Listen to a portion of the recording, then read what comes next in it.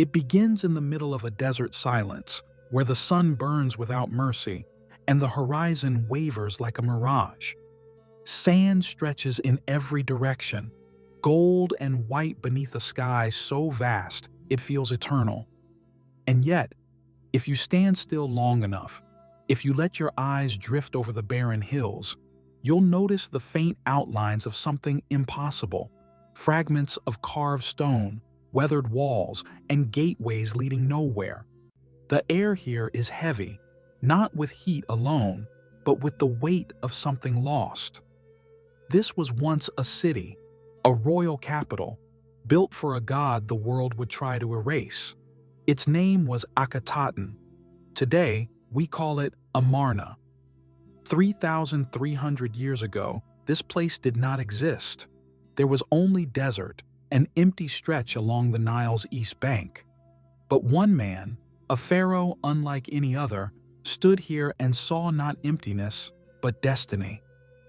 His name was Akhenaten, and he would gamble the fate of Egypt itself to build a city devoted entirely to his vision. This was not to be just another settlement.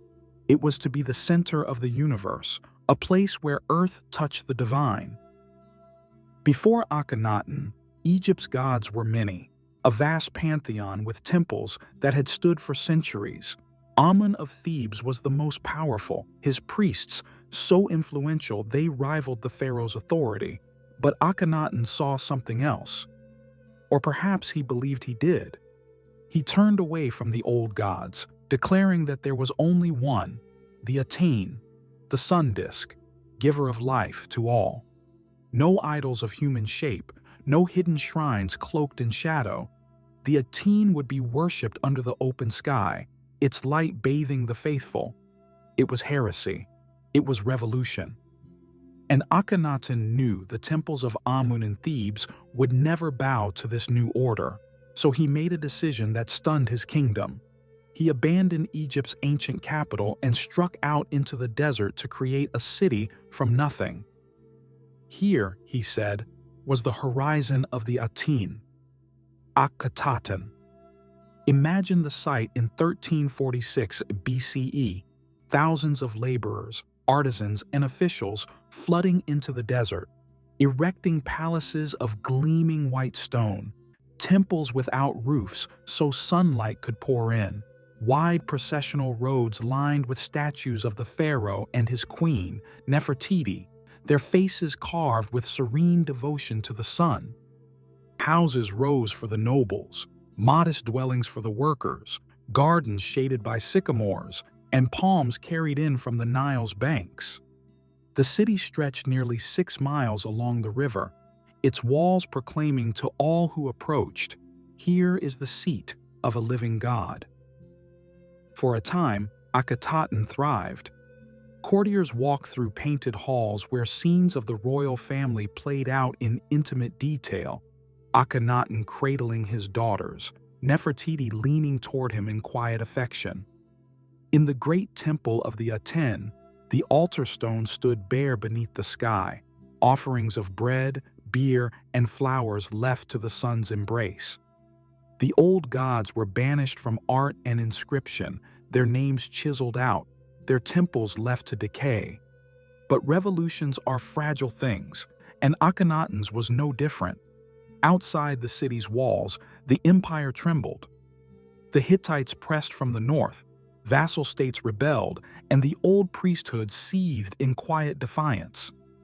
Whether Akhenaten's obsession with his god blinded him to these threats, or whether he simply believed Aten's light would protect Egypt, history does not say. What we know is that after 17 years on the throne, Akhenaten died, suddenly and in shadow. What happened next was swift and merciless.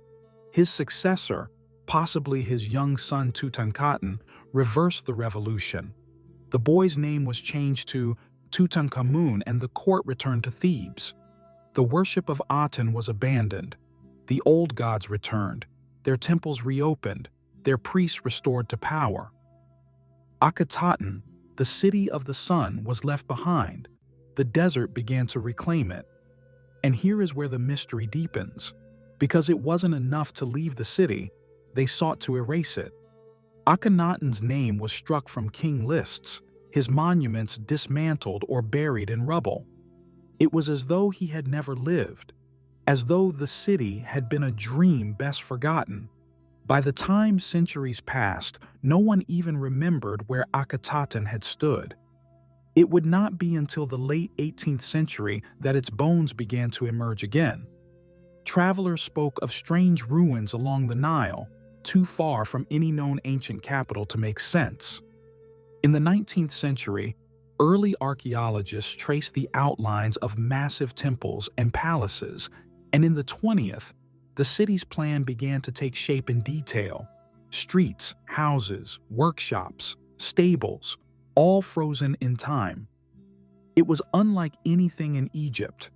This was not the sprawling accumulation of centuries, but a city planned and built in one lifetime and abandoned almost as quickly. Among the discoveries were treasures of a different sort, fragments of letters written on clay tablets in Akkadian, the diplomatic language of the day.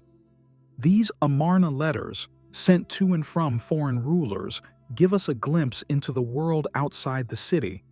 Urgent pleas for military aid, negotiations for marriage alliances, and subtle reminders that Egypt's grip on its territories was slipping even as Akhenaten worshipped his god. Some scholars see in these letters a pharaoh so consumed by his religious vision that he neglected the empire. Others argue that the crises were exaggerated, and Akhenaten's reign was simply overwhelmed by forces beyond any ruler's control. And then there is the question of why the city was abandoned so thoroughly. Was it simply politics, the restoration of the old gods, and the rejection of everything Akhenaten stood for? Or was there something darker? Some suggest plague, a deadly epidemic that struck the city in its final years, hinted at in the abrupt disappearances of royal family members from inscriptions. Others whisper of palace intrigue, of assassinations, and of a court that turned on itself in the absence of its visionary ruler. Walking through Amarna today, you feel the strangeness of it. The walls are low now, worn by wind and time, but you can still trace the outline of the great temple, the royal palace, the homes of nobles whose painted plaster still clings to the mud brick. The sun is relentless, the same sun Akhenaten worshipped, but the silence here feels heavy, almost expectant. In the distance, on the desert cliffs, are tombs, some finished, others abandoned mid-carving when the city died. Inside, the walls are covered with scenes of a world that no longer existed. The royal family beneath the Aten's rays, courtiers kneeling, foreign envoys bringing tribute. They are frozen in their devotion, unaware that their city would vanish into sand. And perhaps most haunting of all is the image of Nefertiti, whose beauty became legend. In Amarna's art, she is everywhere, not just a queen, but a partner in rule, shown at the same scale as the pharaoh, driving chariots, making offerings to Aten. What became of her after Akhenaten's death is another mystery tangled in the city's fate. Some believe she died before him, others that she ruled briefly under another name, perhaps even as pharaoh herself. But if she lived to see Akhetaten abandoned, her story too was swallowed by the desert. The irony is that Akhenaten's attempt to erase Egypt's old gods failed, but the attempt to erase him succeeded, at least for a time. Yet here we are, speaking his name again, walking his city's streets in our minds, drawn to the very thing history tried to bury. Perhaps that is the true lesson of Amarna, that even the most determined erasures cannot fully defeat memory. And so, the city lies in ruins under the Egyptian sun, its outlines fading a little more each year. The wind whistles through doorways that open to nothing. The river flows past, indifferent, and yet, in the late afternoon, when the light turns gold and the shadows stretch long, you can almost see it. A city alive with music and laughter, priests chanting under the open sky, the pharaoh and his queen in their chariot, faces lifted to the sun. For a brief, blazing moment, Akhetaten was the center of the world. Thank you for walking with me into the heart of a forgotten city, into the vision of a man who tried to remake his world under the light of one God. What do you think brought about the fall of Akhetaten? Was it politics, plague, or something we may never uncover? I'd love to hear your thoughts in the comments. And if you enjoyed this journey into the unknown, please like, comment, and share.